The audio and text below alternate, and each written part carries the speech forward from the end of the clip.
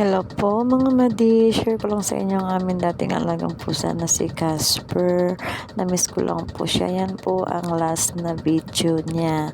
Memories na lang po niya yan, kanyang mga lambing. Kaya po sobrang nalungkot kami nung nawala siya dahil nagkasakit po siya. Kaya nawala po talaga agad siya sa amin. Ngayon po, nag-decide kami nag-alaga ulit ng pusa. At ayan na nga po si Molly na sobrang bibo at napakakulit. Ang gwapo-gwapo po talaga niya at napakataba.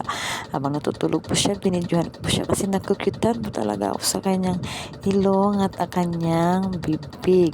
Pero huwag niyo pong tangkaan hawakan niya dahil napakasungit niyan.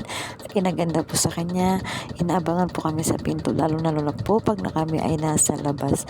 Kaya po ang pinaka gusto namin sa kanya. Pero whoops, huwag niyo talagang hawakan yan dahil sobrang sungit po talaga niyan. Kami lang po talaga ang nakakahawak sa pusa na yan. Wag na wag po talaga ninyong tangkain dahil salbahis po yan at maldito. Pero pag sa amin, sobra po, napakalambing yan.